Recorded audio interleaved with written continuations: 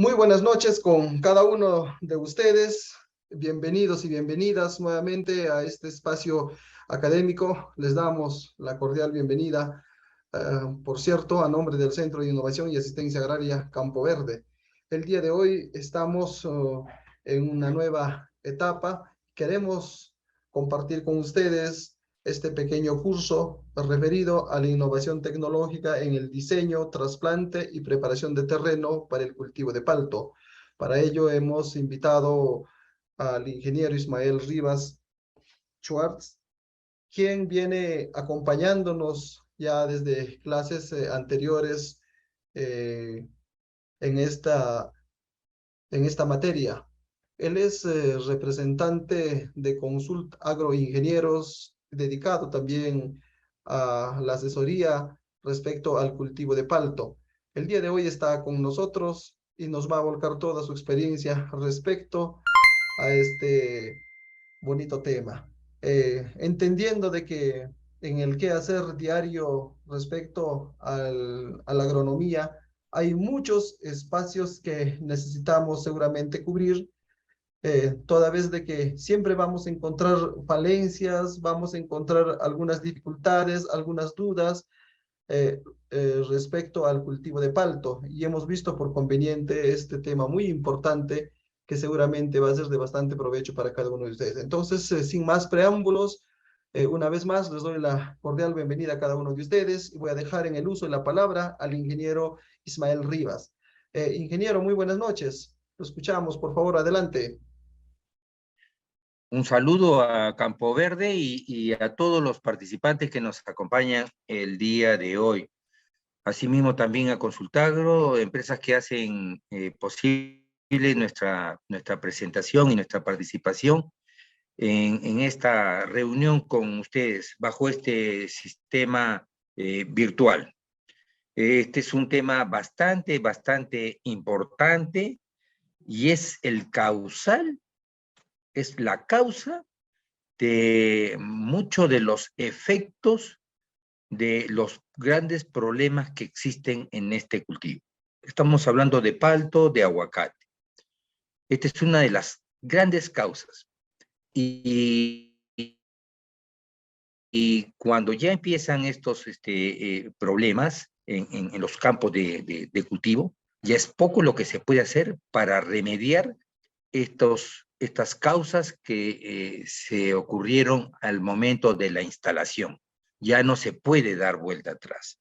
Y si se puede hacer, nos va a costar muchísimo. Así que este es una médula, es un problema medular, el cual quisiera conversarlo, desarrollarlo muy brevemente con ustedes, hacer un paseo, un paneo con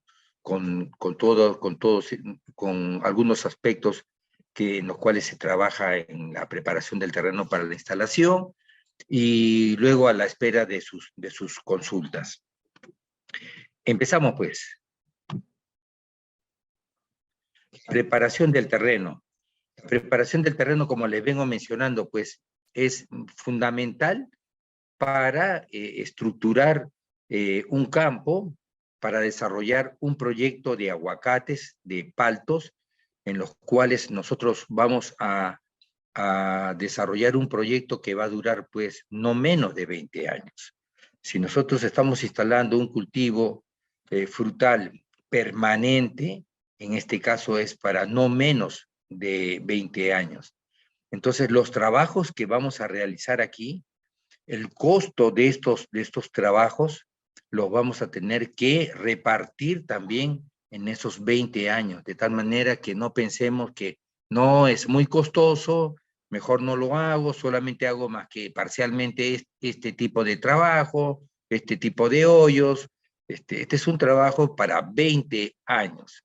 Entonces, es importante que nosotros desde el inicio, pues, hagamos las cosas como deben ser, de tal manera que podamos tener durante la mayor cantidad posible de años un palto con sanidad, un palto frondoso, un palto con calidad y con buenos rendimientos sobre todo.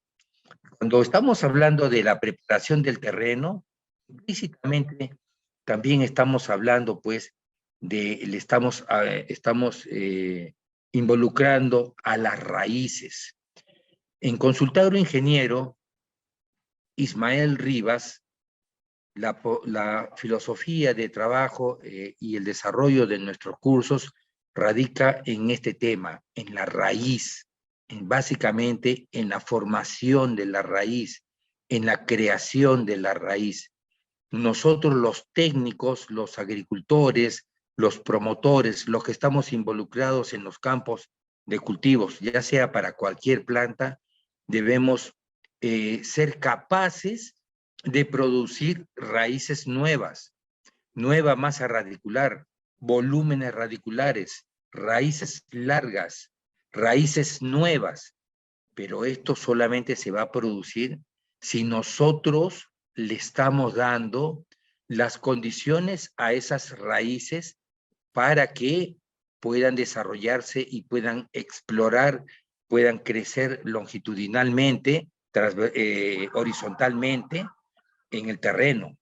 Pero si nosotros colocamos plantas o colocamos las plantas en un terreno donde está compacto, entonces definitivamente pues vamos a tener un crecimiento muy escaso radicular, raíces muy pequeñas, raíces que no van a poder respirar, raíces que se van a encontrar dentro de un charco de agua, suelos que no se van a secar, suelos que van a retener demasiada humedad de agua, y ahí es donde van a ocurrir este tipo de inconvenientes, muerte de raíces, pudriciones de raíces, y obviamente lo que nosotros vemos en la parte aérea de las plantas es el reflejo de lo que está sucediendo abajo. Entonces, la gran mayoría de los técnicos, agricultores y algunas otras personas que están involucradas en la agricultura, miramos la parte de arriba, pero no estamos observando que lo que estamos viendo arriba es producto de lo que está sucediendo abajo.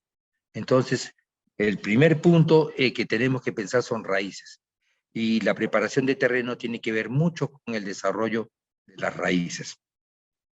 Entonces, para ello nosotros pues, necesitamos realizar una preparación exhaustiva del terreno. Ya llevamos 35 años en el campo y nos hemos topado con muchos agricultores, de grandes agricultores, medianos agricultores y pequeños agricultores. En estos tiempos estamos viviendo un auge de la agroexportación. Bueno, este auge ya viene desde hace unos 30 años aproximadamente, y en la agroexportación se trabaja con mucha dedicación, se trabaja con mucho ahínco, con protocolos, con normas, con reglamentos, y son bastante estrictas estas normas. Se realizan certificaciones, y entonces ya hay un camino recorrido, ya hay un camino que ya se ha trazado y el cual lo venimos siguiendo ya hace muchos años, y a través de estos recorridos, de estos caminos, es que precisamente tenemos una muy buena agricultura de agroexportación. ¿Y por qué no los medianos agricultores también tener lo mismo? ¿Por qué no con los pequeños agricultores también obtener los mismos resultados? Entonces, si ya la técnica ya está, ya tenemos las técnicas, tenemos las herramientas, sí, tenemos las herramientas. Tenemos el conocimiento, sí. Hay la experiencia de muchos técnicos ya en estos momentos a través de no solamente de la costa del Perú, sino ya también en la sierra y parte de la selva, en las cuales ya hay muchos técnicos que ya están familiarizados con el tipo de tratamiento, de manejo, de forma de desarrollar, de implementar un campo de cultivo.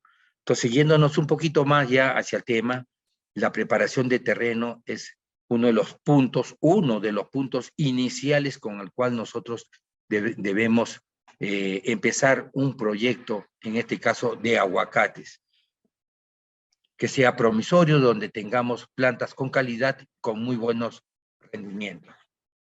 Aquí tenemos lo siguiente. Por ejemplo, tenemos aquí dos macetas. Una de ellas,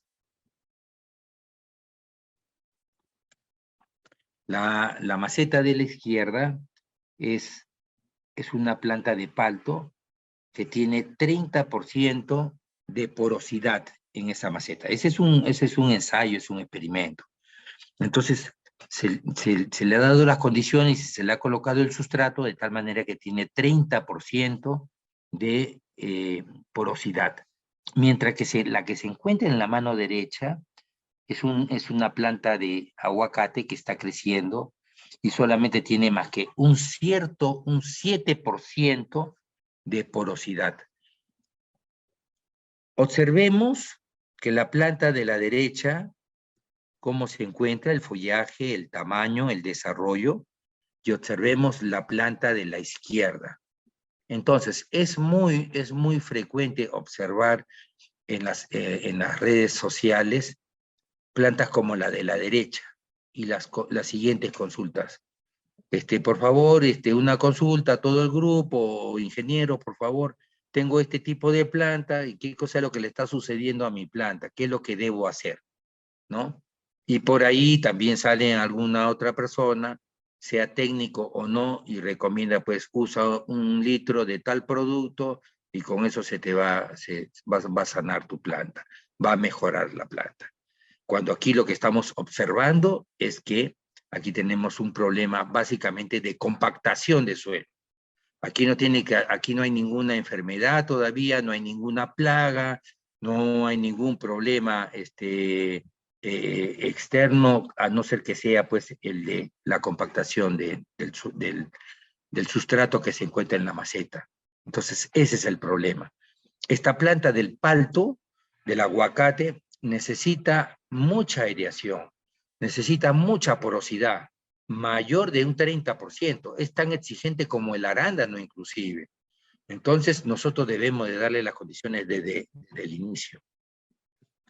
Aquí tenemos también otra gráfica bastante didáctica y donde nos menciona lo siguiente. Aquí tenemos hacia la parte horizontal. A ver, un momentito.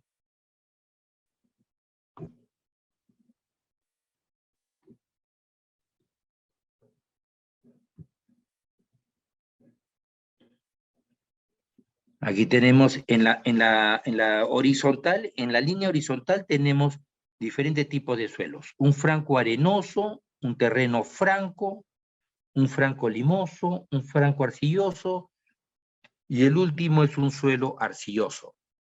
Observemos que todos estos suelos tienen, según lo que estamos observando en la vertical, aproximadamente un poco más del 40% de porosidad. ¿Y cuál es el que tiene mayor cantidad de porosidad? El que tiene mayor cantidad de porosidad viene a ser el terreno que tenemos a la mano derecha, que viene a ser el arcilloso. Ese es el que tiene mayor cantidad de porosidad. Y el que menor tiene es el terreno arenoso, el franco arenoso. Pero aquí hay dos detalles. La franja celeste vienen a ser los microporos y las franjas amarillas vienen a ser los macroporos.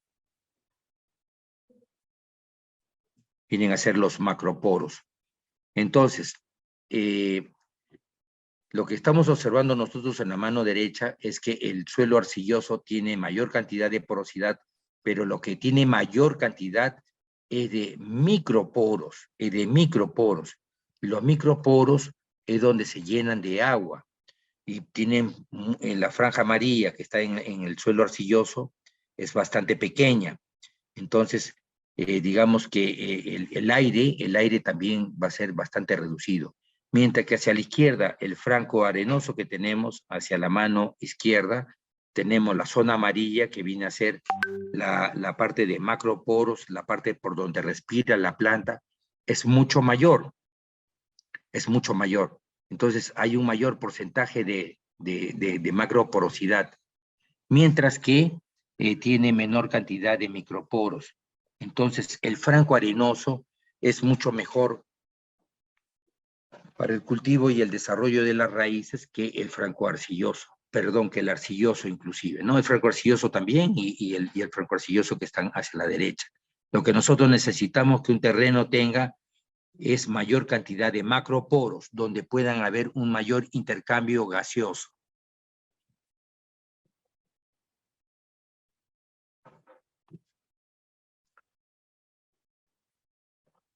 Observamos que el cultivo del palto, del aguacate, se desarrolla en diferentes tipos de suelos. Los hemos encontrado en muchos tipos de suelos. En suelos cascajosos, en suelos arenosos, en suelos arcillosos, en suelos francos, en suelos que se observa el paso del río, en suelos rocosos, ¿no?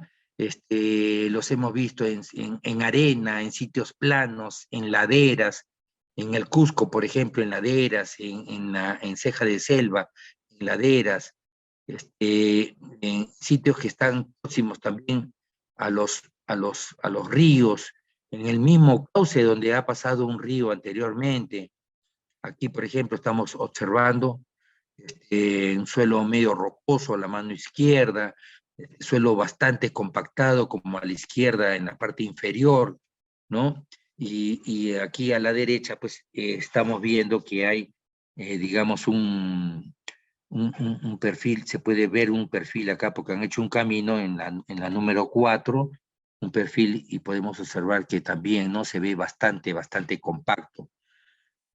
Sí mismo acá también, el perfil que estamos viendo ya, fíjense cómo llegan las raíces, y las raíces llegan hasta cierto punto, ya cuando llegan a encontrar suelos que son más compactados, ya no crecen más las raíces se van a quedar, van a crecer hasta la medida en donde el suelo lo pueda permitir, hasta donde ellos puedan explorar. Si se observa que hay más suelo compactado hacia adelante, entonces ya no hay crecimiento radicular.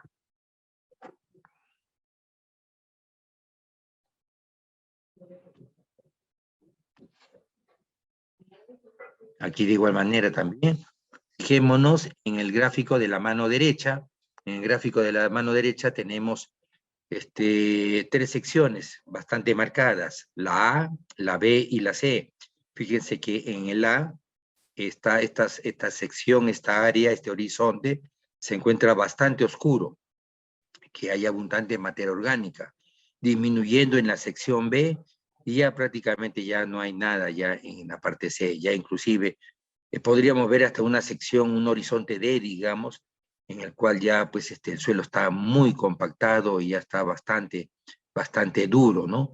Mientras que en la sección A y la sección B es un suelo oscuro, es un síntoma de que hay materia orgánica, y aquí pues puede trascender la raíz, aquí puede crecer la raíz, puede explorar la raíz, hasta que llega a esta zona de aquí. Ya cuando llega a esta zona de acá, ya se impide ya ese crecimiento.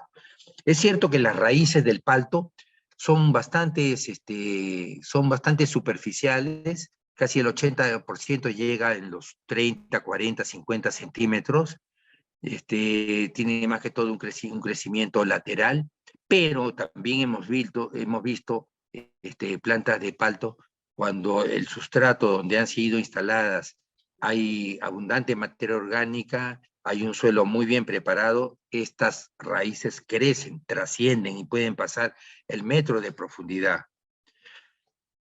Eso se comprueba también con el gráfico que tenemos en estos momentos, en el gráfico de la izquierda, por ejemplo, donde tenemos pues fíjese ese perfil, ¿no?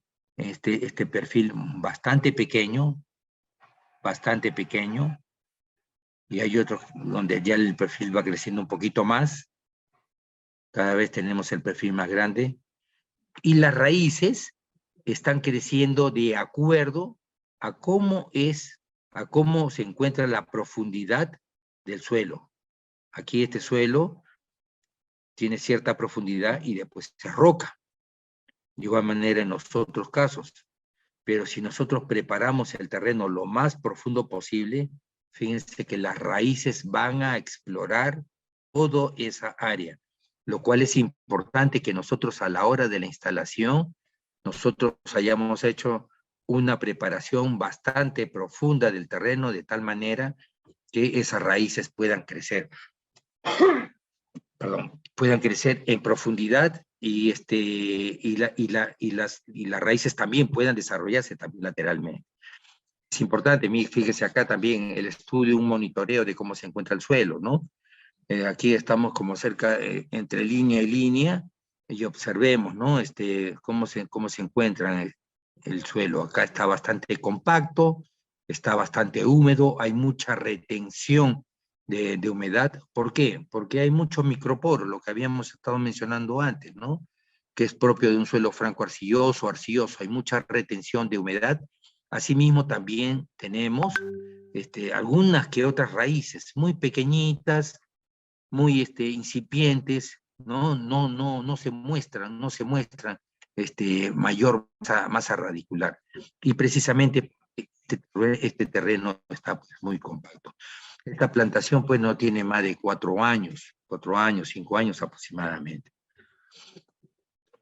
Así como también hay un requerimiento de que nosotros preparemos un campo para el sembrío del aguacate, del palto, una preparación física, también hay que prepararlo químicamente y biológicamente también a la planta. Entonces el suelo, antes de instalar un cultivo de palto, nosotros debemos de conocer, de observar cuáles son las características químicas que necesita este terreno. Por ejemplo, requiere de una concentración de materia orgánica del 2%. Ahora, 2% es muchísimo para la costa. 2% pues lo encontramos nosotros en ceja de selva, en partes de la sierra, y ni siquiera en ceja de selva en todo sitio tampoco, sino en ciertas partes nomás. Ahora, el terreno que hay en cierta parte de la sierra y de la misma ceja de selva, por ejemplo, también la profundidad también es, donde hay materia orgánica, es bastante pequeña, a veces solamente más que 10 centímetros, nada más, 10 centímetros, 5 centímetros de suelo, y después abajo es pura roca. Y en la costa pues tenemos 0.5, 0.2, 0.1, 0.08, ¿no? Es bastante pobre el terreno, ¿no? Sin embargo, los requerimientos para este cultivo y donde mejor se desarrollan es donde hay mayor cantidad de materia orgánica.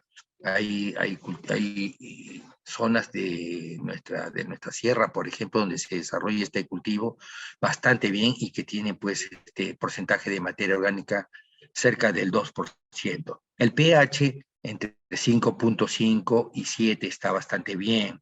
6 a 7 también. Es donde los elementos minerales pueden encontrar, están más disponibles y están más solubles en este tipo de terrenos.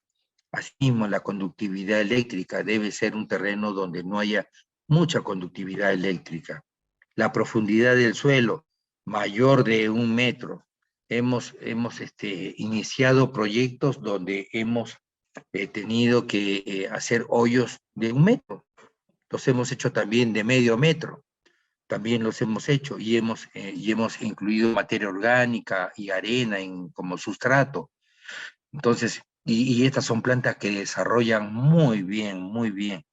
Las vemos en el tiempo, que están bastante bien, bastante sanas, con muy buena calidad de follaje y tiene muy buena productividad. La textura del suelo, según lo que habíamos visto en los gráficos anteriores, lo mejor es que sean pues un terreno franco arenoso o arenoso. Y la porosidad, le dije, no, mayor de 30%, 35%, 40%, mejor. ¿Cómo se produce esta porosidad? Lo vamos a explicar dentro de un momento más, pero básicamente con materia orgánica. Asimismo, la densidad aparente debe ser bastante menor. Vale decir que debe haber bastante volumen de tierra, sobre todo de lo que es macroporos.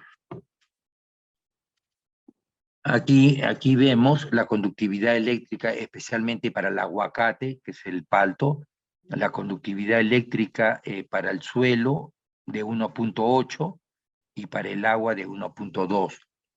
es recomendable que el agua tenga menor conductividad eléctrica que el suelo, de tal manera que el agua pueda lavar la salinidad. Conductividad eléctrica es salinidad, de tal manera que la calidad de agua 1.2 pueda lavar a un suelo que tiene 1.8. Si el agua tiene menor conductividad eléctrica, entonces puede lavar a un suelo que se encuentra salino. El problema sería al contrario. Si el agua es la que tiene mayor cantidad de conductividad eléctrica y el suelo menor, porque cada vez que nosotros estamos regando estamos incrementando más bien la cantidad de sales al campo. Y los hay campos donde hemos visto pues que tienen, y de palto inclusive, que tienen hasta 11 decisiemens, ¿no? Entonces, los hemos visto, y las plantas a duras penas también están brotando. Es un ejemplo también bastante didáctico y muy especial para mí, porque gráficamente nos puede indicar lo que está ocurriendo en un campo cuando hay una mala preparación del terreno. Y es lo siguiente: aquí tenemos un campito donde tiene varios sectores. Se ha dividido por sectores: sector A, sector B, sector C, D, E, F y el G. En el sector A hay un rendimiento de 80 kilos por árbol. 80 kilos por árbol. Esto no es mucho. El campo C tiene 110, el E tiene 160. Me estoy salteando, pero para poder graficarlo un poquito. Y el sector G tiene más que 20 kilos por árbol nada más. Fíjense que ese sector G, que es el que se encuentra en la parte media, que se encuentra en la parte baja, justamente donde está el puntero, es el que menor producción por árbol tiene. Y el que mayor producción por árbol tiene es precisamente el que se encuentra distante. Como dentro de un solo campo podemos tener un lote, un sector que produce 160 kilos por árbol y el otro está produciendo 20 kilos. Está arrastrando a toditos. Entonces hay que detectar y hay que separar este tipo de lotes, hay que estudiarlos, hay que poner la tiza, poner algunas divisiones para poder observarlo bien, los lotes cómo son, y observar cuáles son los más eficientes y cuáles son los más deficientes. Al detectar este tipo de problemas, al detectar este tipo de campo G, estamos observando que aquí hay un gran problema. Y enhorabuena que lo hayamos descubierto, porque si lo descubrimos y que hay una sección que es la que nos está malogrando todo el promedio, entonces nos vamos contra este campo. Y en este campo ya está instalado, entonces lo que tendríamos que hacer es rectificar. ¿Cómo vamos a rectificar? Ahí viene ya el problema. Ahora ya es un sobrecosto lo que habría que hacerse, ¿no? Porque no se hizo al inicio. Probablemente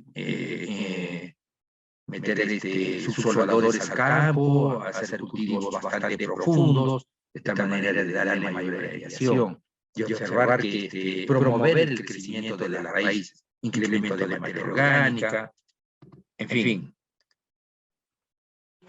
Tenemos también otro cuadrito en el cual nos va a indicar lo siguiente. Tenemos en el cuadro superior de la izquierda, tenemos diferentes suelos acá. Tenemos en la horizontal, tenemos a un suelo arcilloso, tenemos a un franco arcilloso, a un franco arenoso y a un suelo arenoso. Y aquí nos va a decir cuál es el desarrollo de la masa foliar, el desarrollo de la biomasa. Este es el que nos está indicando el desarrollo de la biomasa. Podemos ver cuál es el que mayor biomasa total tiene. El que tiene mayor cantidad de biomasa viene a ser el franco arenoso, el arenoso y también está el arcilloso. Este es el que nos da mayor biomasa, o sea, la parte aérea, ¿no? Y acá en este otro ejemplo, donde también tenemos al suelo arcilloso, al suelo franco arcilloso, al arenoso, al franco arenoso y al arenoso, aquí tenemos la biomasa de las raíces. ¿Cuál es el que mayor cantidad de raíces tiene? El suelo franco arenoso y el arenoso. Entonces, esto es muy importante para que veamos en qué tipo de suelos nosotros podemos desarrollar mejor las plantas. En los terrenos franco arenoso y arenoso, y las raíces se pueden desarrollar mejor también en un suelo franco arenoso y arenoso. Esta es la parte aérea y esta es la parte radicular. Aquí abajo tenemos, por ejemplo, bien, en el arcilloso, en la franja celeste, en la franja celeste tenemos aquí una menor cantidad de raíces, a medida que el terreno va siendo franco arcilloso, franco arenoso y arenoso, hay mayor cantidad de raíces en el arenoso y en el franco arenoso, y menor cantidad en el suelo arcilloso. Lo que tenemos es mayor cantidad de madera en el arcilloso, hay menor cantidad de madera en el arenoso. Y en la parte vegetativa, fíjese que en el arenoso es el que tenemos una mayor cantidad. Así como también en el franco arenoso y también se observa también en el franco arcilloso. En el crecimiento anual también estamos observando que el que tiene mayor crecimiento viene a ser el franco arenoso. En conclusión, el mejor terreno, con mejor textura de la que necesitamos para el desarrollo de las plantas, vienen a ser los franco-arenosos o los arenosos. Y esto no quiere decir que en el franco arcilloso o los arcillosos no se pueda instalar un campo de aguacates. Y se puede, solamente que tenemos que realizar trabajo.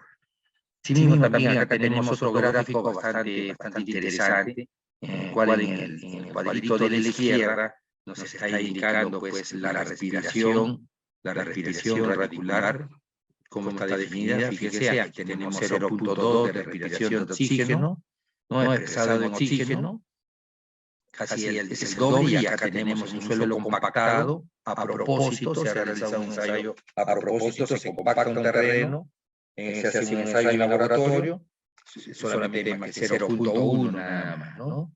De respiración de oxígeno para el ensayo que se ha realizado en este caso, ¿no?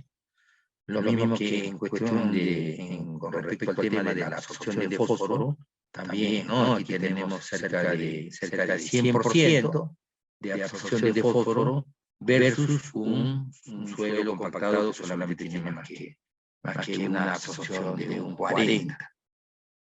De 40 versus 100. Entonces el suelo compactado no nos conviene.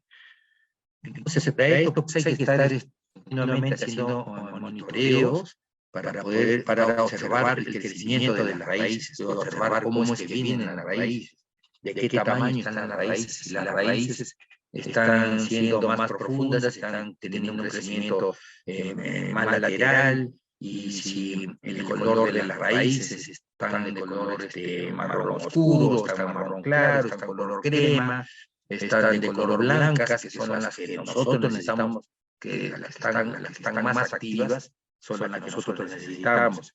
Entonces hay que ir estudiando para ver cómo se encuentra. De paso que estamos observando también las calicatas, cómo se encuentra el terreno, y si hay que hacer algunas mejoras. Definitivamente hay que hacer mejoras en los campos, la inclusión de materia orgánica, sobre todo periódicamente, cuando se acaban todas las campañas hay que hacer una inclusión de materia orgánica, de tal manera que tengamos un campo con mayor proximidad. Aquí tenemos un árbol. Esta foto la cuenta. Adelante.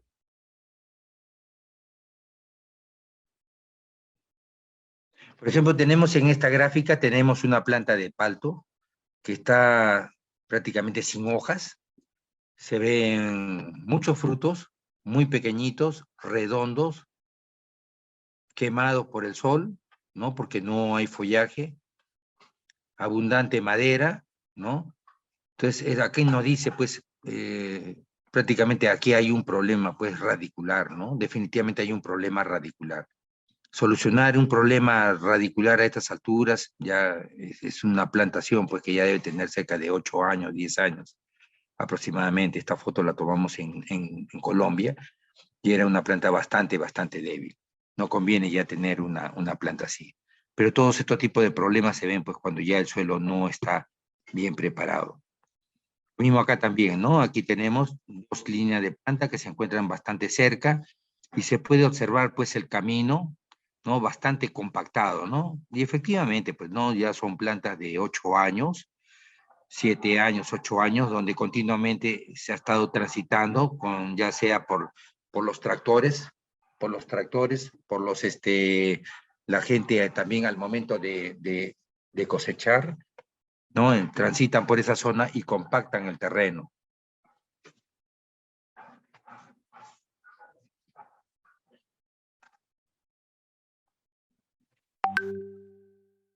Empezamos.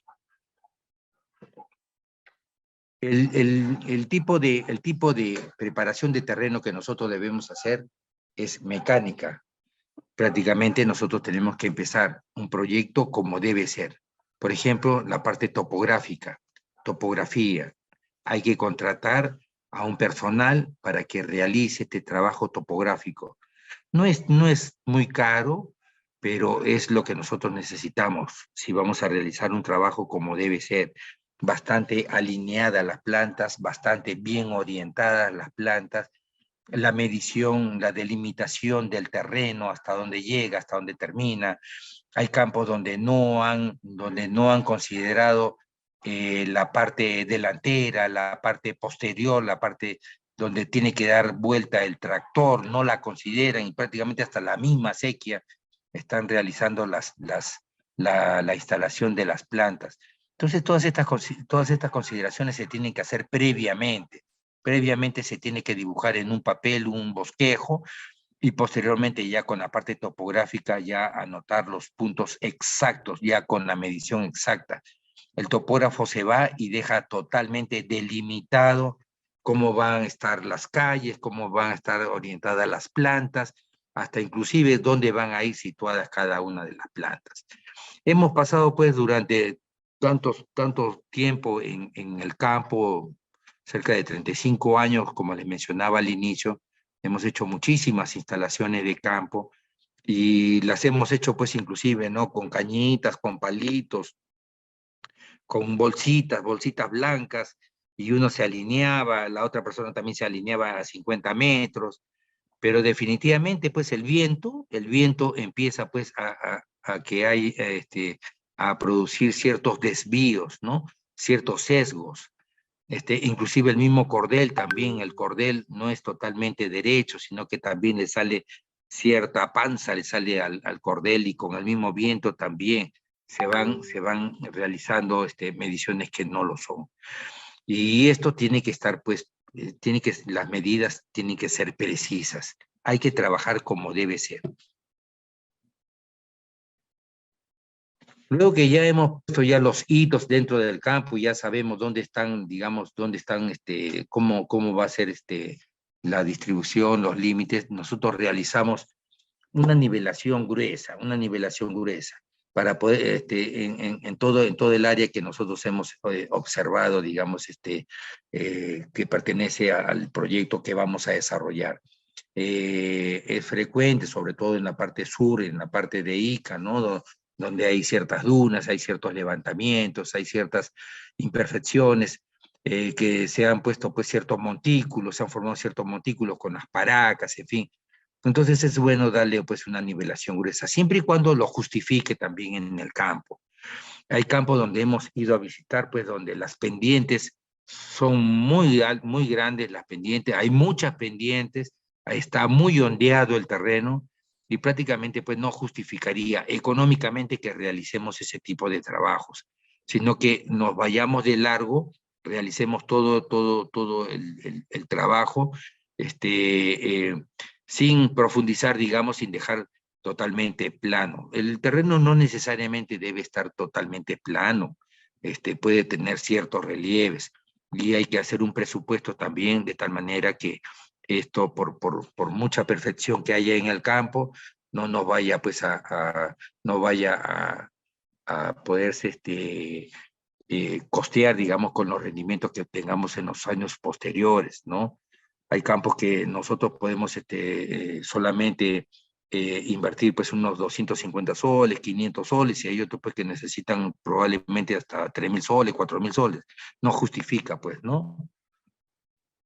Luego de una nivelación gruesa pasamos a una nivelación fina, donde ya el campo ya va tomando ya forma de cómo es que va a quedar ya a las finales.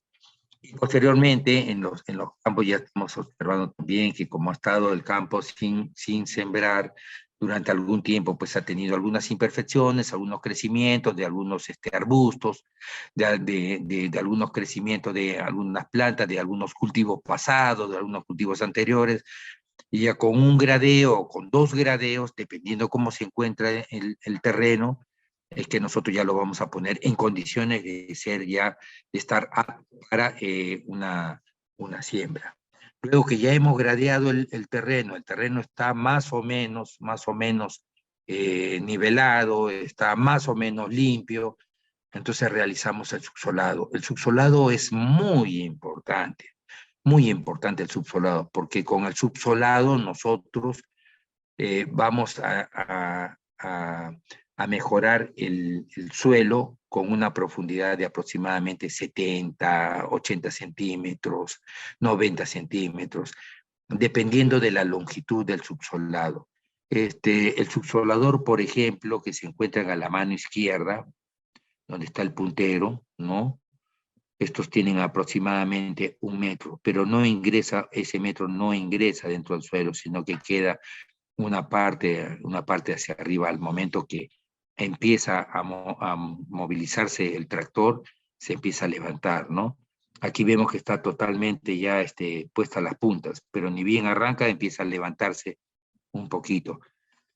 Con que tengamos un 70 centímetros de profundidad, 80 centímetros, estamos bastante bien. Pero fíjense estos tipos pues, de subsoladores.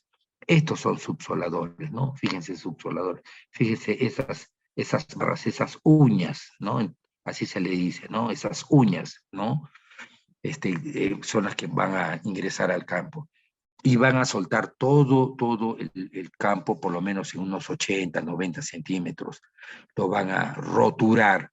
No se debe regar antes de realizar este tipo de trabajo. El trabajo debe ser con el terreno totalmente en seco, de tal manera que haya una roturación. Si nosotros hemos machacado el terreno, ese subsolador solamente se va a desplazar. El subsolado es importante que se haga en forma cruzada, en forma diagonal, o en forma también en el sentido donde van a ir instaladas las plantas. Nosotros generalmente estamos recomendando 3 subsolados. Estamos recomendando un subsolado diagonal, el otro también diagonal, o sea, son 2 diagonales que forman aproximadamente una cruz, o están cruzados como si fuera una X, y un tercer subsolado que va en la línea donde va a ser instalada la planta. Importante este subsolado. Si nosotros no realizamos el subsolado, entonces tenemos poca expectativa de la edad de la planta. La planta no tiene mucho por venir si es que no hay estos subsolados. Y si no se puede, por la parte económica, no se pueden realizar 3 subsolados, hagamos 2. Por último, hagamos 1 en la misma línea de la planta, pero hagamos el subsolado, que es muy importante. Puntas profundas no van a reemplazar al subsolado. Muchas veces veo esto, ¿no? Que hasta inclusive están poniendo hasta 2 puntas. Estas 2 puntas, ingeniero, para que reemplace al subsolado. No justifica, no es lo mismo, no es lo mismo.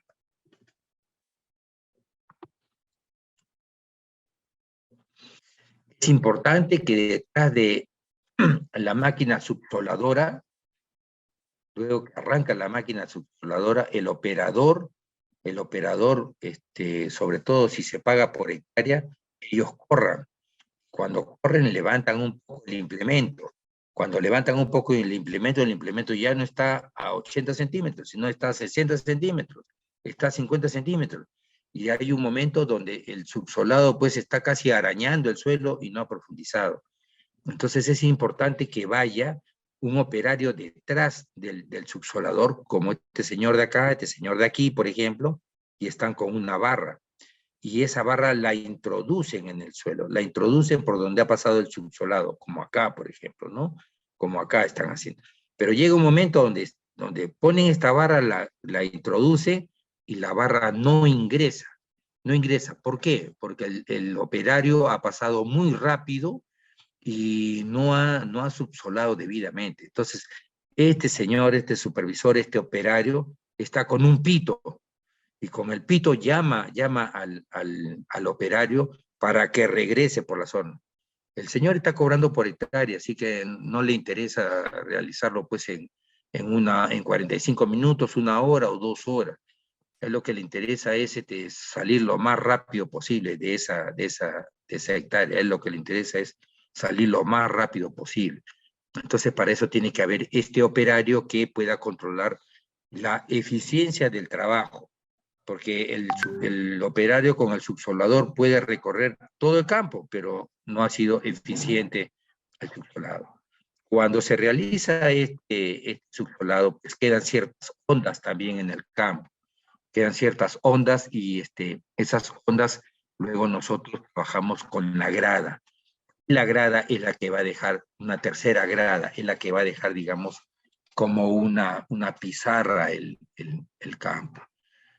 Los gradeos podrían ser solamente 2, los gradeos podrían ser 3, y si el campo no ha quedado bien, tendría que haber hasta un cuarto gradeo, inclusive. La cosa es que el campo quede bien. La última grada debe ser en forma perpendicular al sentido donde se va a realizar la instalación de la planta. Vale decir que si la instalación de la planta es de este a oeste, la última grada tiene que ser de norte a sur.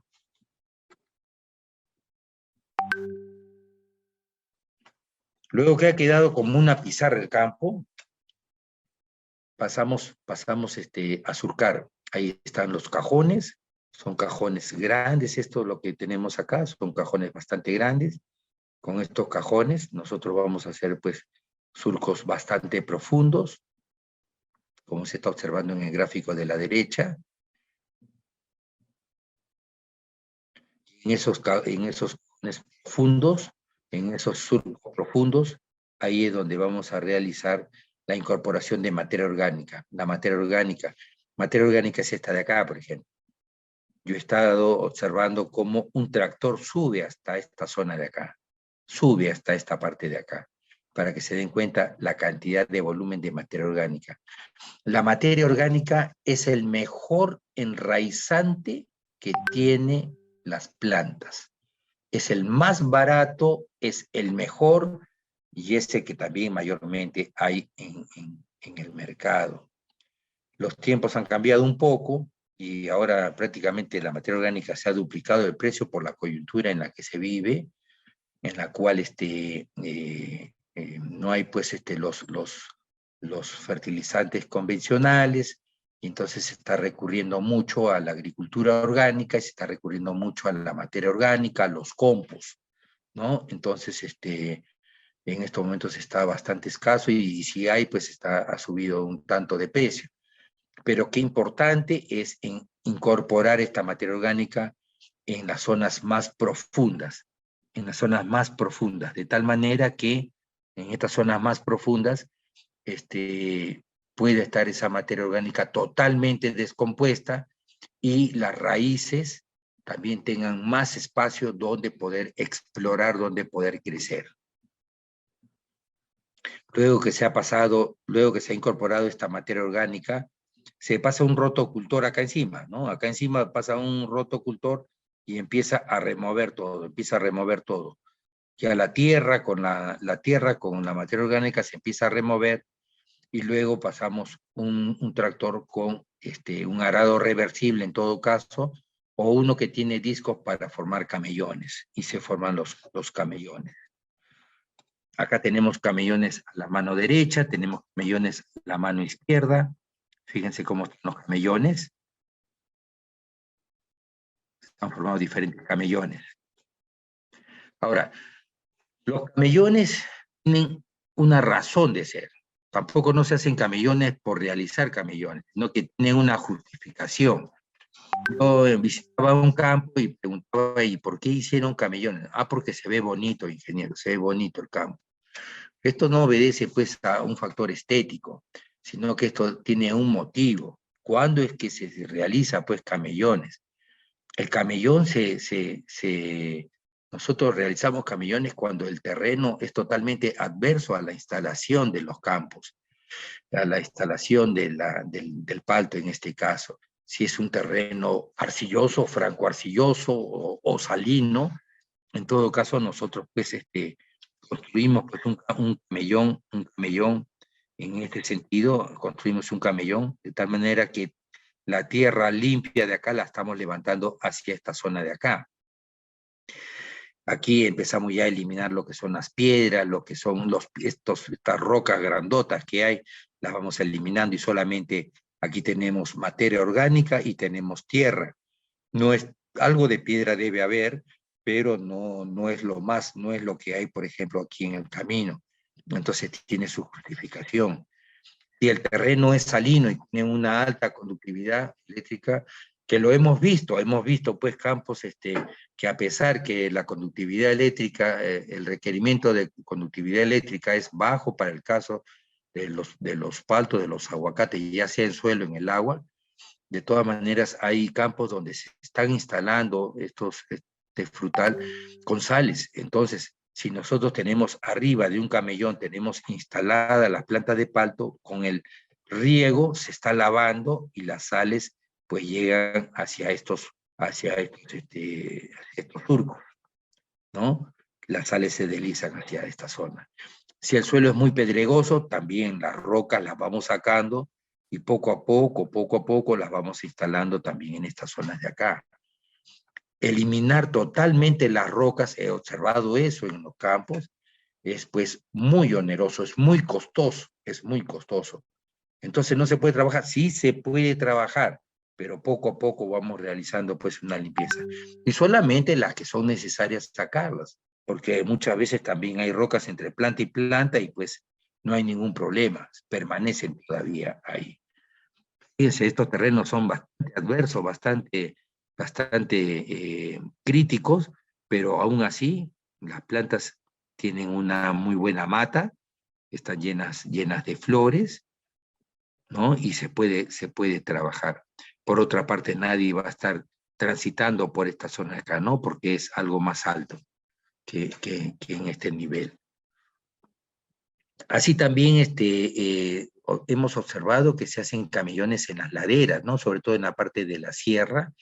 Se trabaja pues en ladera, ahí no tenemos no tenemos campos planos, sino que se trabajan en las laderas.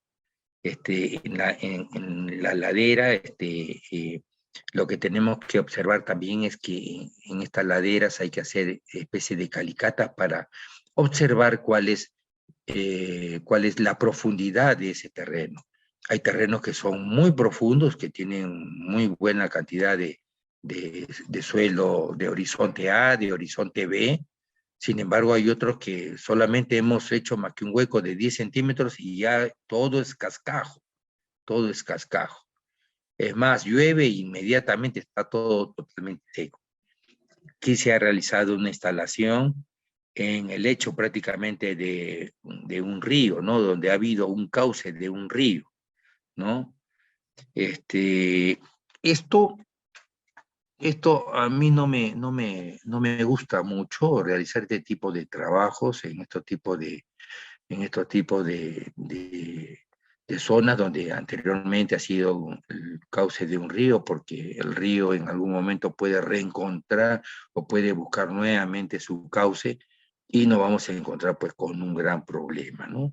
Si bien es cierto que en este caso el río se encuentra ya en otra zona, podría en algún momento, pues, de fenómeno El Niño, etcétera, donde el agua de los ríos buscan sus cauces antiguos. Los camellones permiten aprovechar los suelos que antes no eran posibles. En los mismos cerros, en las mismas laderas, laderas pedregosas inclusive. Tampoco podríamos estar exigiendo rendimientos y una alta rentabilidad, pues si estamos también sembrando bajo este tipo de condiciones. Obviamente que va a pasar la factura de este tipo de adversidades, pero aún así se están realizando muy buenos trabajos. Los tractores también pueden ingresar a las laderas, hasta ciertas pendientes. Hay otras que ya pues es imposible ya que puedan ingresar. En ese caso pues ya se usan otro tipo de herramientas. Por ejemplo, pues las barretas se pueden utilizar, ¿no? Y es la forma como la que se trabaja en la sierra, ¿no? El suelo es el suelo del cerro es bastante cascajoso, entonces se hacen los rollos pues, con las barretas. Y el terreno que nosotros hemos ya puesto, le hemos pasado las gradas, hemos hecho las nivelaciones, ha habido la topografía, en fin, ya está plano el terreno, hemos hecho los camellones. Nuevamente puede regresar el topógrafo, es parte del contrato que se le hace, ya para que nos indique ya con el campo, con los camellones, nos indique ya exactamente en dónde van a ir cada planta. O nosotros mismos también lo podemos ya realizar, pero ya el campo ya ha tenido 2 visitas ya de la parte topográfica. Y tenemos pues un campo que va a estar bastante bien diseñado, bien formado. Hemos visto en campo nosotros cómo empiezan 2 líneas de plantas e ingresa el tractor para la aplicación foliar, y estas 2 líneas no necesariamente son paralelas, sino que al final del campo se van juntando y ya llega un momento donde el tractor ya no puede pasar. ¿Qué sucedió? Que se hizo mal el diseño, pues se hizo mal el diseño, y esas 2 líneas al final del lote se estaban juntando, ¿no? Están muy abiertas por una zona y muy cerradas por otra zona, ya no son paralelas, pues, ¿no? Entonces, por un mal diseño, pues, ¿no? Entonces esto también produce, pues, que una planta le haga sombra a la otra.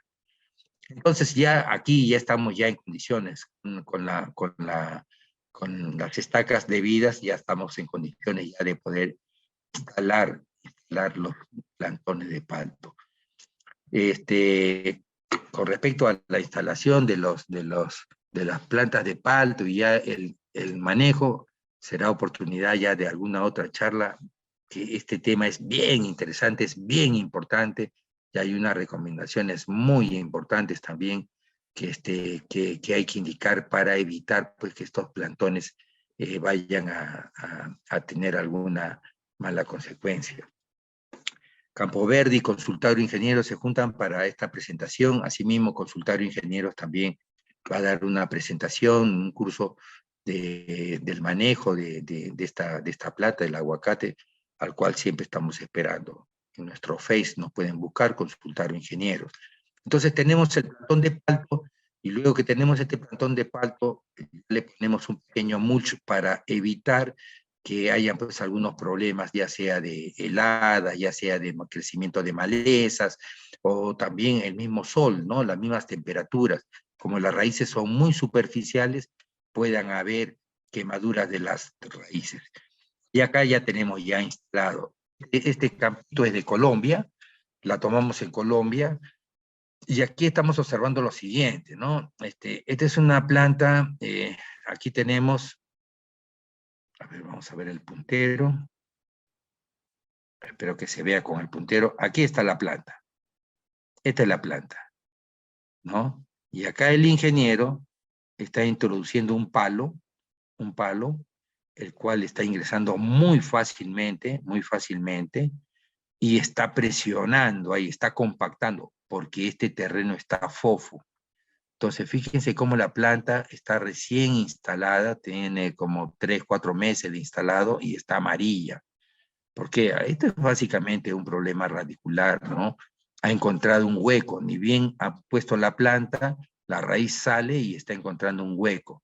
Entonces, parte de su del control que está haciendo es metiendo un palo de tal manera de compactar un poco más el terreno.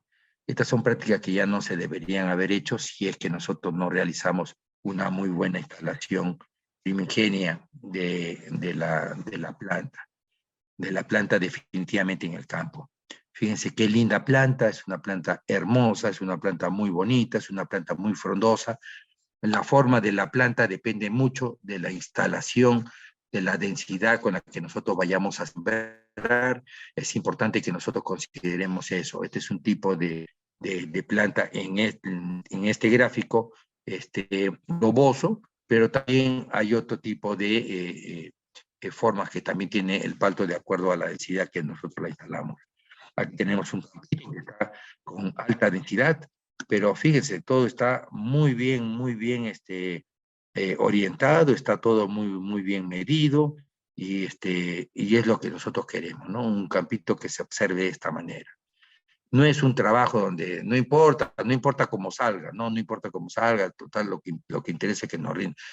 En la medida en que eso está bien orientado, en la medida que eso está, digamos, con todos las longitudes bien especificados, los distanciamientos entre líneas, entre plantas, vamos a tener pues el desarrollo de un muy buen proyecto. Fíjense también qué bonito quedan cuando las plantas están muy bien sembradas, muy bien orientadas, y cómo crecen, ¿no? Esto es ingeniería y este tipo de trabajos ya los hemos aprendido y esto hay que llevarlo al campo. No debemos trabajar con tecnologías de los años 50, de los años de nuestros abuelos. En el tiempo de nuestros abuelos, pues tenían 100 plantas de palto por hectárea. Ahora ya estamos en 800, en 900, en 1000, en 1200. No es lo aconsejable, para mí no es lo aconsejable. 800 plantas para mí están bien, pero más plantas tampoco, pero no trabajemos pues con tecnologías que ya ahorita ya están en desuso. En su momento fueron útiles, sí fueron útiles en su momento, pero en estos momentos ya pues tenemos otras herramientas. Si tenemos otras herramientas, ¿por qué recurrir ya a estos otros tipos de manejo que no dan resultado o en su defecto los resultados son muy bajos? Bien, dispuesto a absorber algunas consultas. Hay mucho por hablar todavía en la instalación del campo de aguacate, lo que son las densidades, lo que son el distanciamiento, las orientaciones, pero es una breve presentación y estamos más bien llanos a cualquier consulta. Ahí tienen mi nombre, también tienen el celular para cualquier consulta con el mayor gusto para poderlas absolver. A sus consultas. Muchas gracias, ingeniero. Excelente exposición. Como usted manifiesta, es una parte, la primera parte, ¿no? Respecto al manejo y el cultivo de palto. Tenemos algunas preguntas que nos están haciendo llegar. Una de ellos dice, ¿cuál es la mejor orientación para la instalación de un campo de cultivo de palto? ¿Cuál es la más recomendable? Ya, con ello hay también bastante diferencia, e inclusive entre los mismos ingenieros hay mucha diferencia. Por muchos años se ha venido trabajando con una instalación de este a oeste, este a oeste. El sol nace por el este y el sol se dice que muere por el oeste. Entonces el sol recorre, todo el recorrido del sol va iluminando a la planta. Sin embargo, últimamente hay otra recomendación que es la que nos indica que la mejor indicación sería que sea de norte a sur. Cuando nosotros sembramos de este a oeste, entonces el alineamiento de las plantas entre plantas es más cercano. Por ejemplo, 5 por 4. 5 entre líneas, pero 4 entre planta y planta. Entonces, hay un menor espacio si lo sembramos nosotros de este a oeste. Hay una mayor cantidad de sombra que una planta le hace a la otra. En cambio, si la sembramos de norte a sur, nos va a agarrar más que todo la calle, y la calle es la que tiene, digamos, un mayor distanciamiento. Entonces, sería para mi recomendación en estos momentos, a estas alturas, de norte a sur. Anteriormente hemos instalado muchas hectáreas con esta orientación de este a oeste. Sin embargo, ahora ya la estamos haciendo de norte a sur. ¿Alguna otra consulta? Excelente, muchas gracias. La siguiente pregunta, ingeniero. ¿Cuál es el tipo de sustrato que se debe usar para rellenar los hoyos en el cultivo de palto?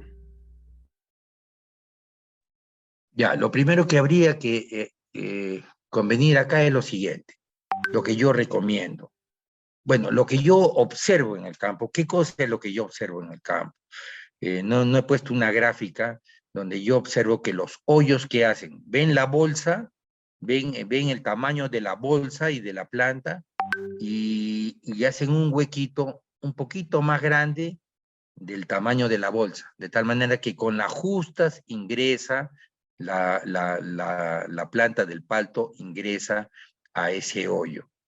Y cuando esas raíces salgan de ese pan de tierra, ese molde de tierra de la bolsa, ya le hemos sacado la bolsa plástica, pero ha quedado el sustrato, el que ha venido del vivero, ha quedado un sustrato. Y cuando esas raíces empiecen a salir de ese molde, se van a encontrar con un suelo compactado, y ya sabemos lo que sucede con un suelo compactado.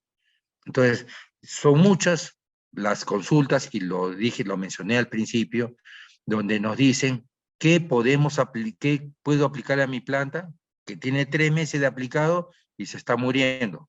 Y ahorita ya es tarde, pues. Ahorita yo veo una planta muy fea, con muy pocas hojas, con las hojas secas, con las hojas quebradas, con el tallo todo doblado. La planta tiene 40 centímetros. La recomendación que yo digo ahí es: saca la planta, bota la planta y tienes que poner otra planta. Y los hoyos hay que hacerlos más grandes. Hagan hoyos más grandes. ¿Por qué no hacer hoyos de 50 por 50 por 50? 40 por 40 por 40. Yo he hecho hoyos más o menos de 1 por 1 por 1, 1 metro por 1 metro por 1 metro. Y le he incorporado materia orgánica y arena y suelo. Le he incorporado al hoyo que hemos hecho.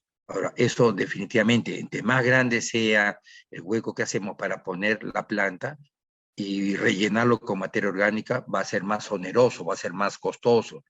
Entonces, más o menos, adaptémonos, ¿no?, a la cantidad de liquidez, de dinero con el que se cuenta para hacer estos hoyos. Entonces, el hoyo podría ser, pues, de 50 por 50 por 50. Sacamos la tierra superficial, la tierra que está al fondo, y esta tierra la podemos mezclar con materia orgánica totalmente descompuesta, con compost y con arena de río, de tal manera que con eso podemos rellenar ese hueco. La tierra que está más profunda es la que se va a quedar formando parte del camellón.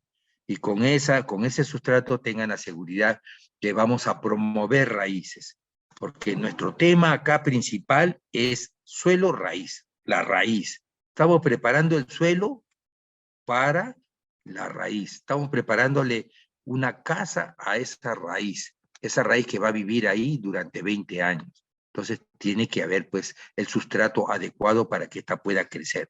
Volumen de raíz, masa radicular, longitud de raíces de color blanca, muy importante. Muchas gracias, ingeniero. La otra pregunta. ¿Es recomendable aplicar algún fungicida después de la plantación y cuál sería la dosis? Ya, en principio que las dosis vienen a ser las dosis comercial de las etiquetas. Esto por GAP, por la certificación de buenas prácticas agrícolas, se deben utilizar las dosis que dicen en las recetas. Entonces, personalmente, a veces he querido hacer un poco más o un poco menos, pero ya por la experiencia que tenemos en campo, y eso ya es la recomendación de las certificaciones, tenemos que cumplir con las dosis que nos dicen en las mismas etiquetas. Tenemos varios productos de los convencionales y también de los orgánicos. Tenemos, por ejemplo, la aplicación de micorrizas, que vienen a ser unos hongos que favorecen bastante el crecimiento de... Le mencionaba las micorrizas y las tricodermas, por ejemplo, son hongos naturales, orgánicos, que sirven también para inocular a las plantas, y estas van a potenciar el desarrollo de las plantas, sobre todo las micorrizas, empiezan a producir ciertas extensiones, ciertos alargamientos que van a favorecer a la absorción de nuevos elementos minerales en la planta. Y asimismo también los hay, pues, también productos convencionales, como por ejemplo el Benomil, entre otros. Y no se olviden siempre de utilizar las dosis comerciales, las dosis que salen en las etiquetas. Eso, por las certificaciones, es bien importante que nosotros lo tengamos en cuenta. Muchas gracias, ingeniero. Otra pregunta. Dice, Sí. ¿es necesario aplicar enraizantes y a cuánto tiempo podríamos realizarlo desde la primera plantación y cuál sería la dosis por cada planta? O sea,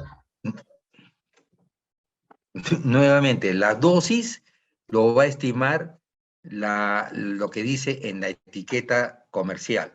Esa vienen a ser las dosis. Y efectivamente, muy buena pregunta, porque nosotros, ni bien realicemos la instalación de la planta, lo que debemos aplicar son precisamente los enraizadores.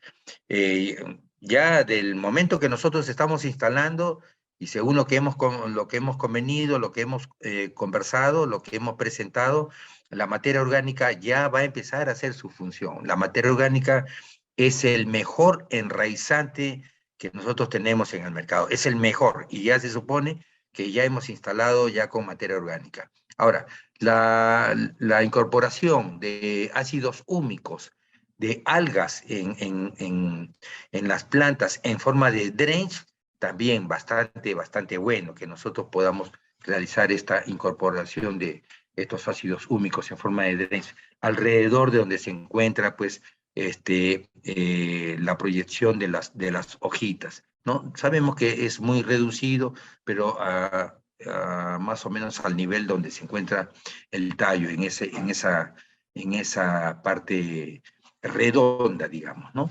Los ácidos húmicos, y también los hay de los otros convencionales. Pero qué mejor de utilizar estos ácidos húmicos, los ácidos fúlicos, que son orgánicos y son bastante potentes, y van a ayudar y van a potenciar a la materia orgánica que también ya se ha aplicado en el campo.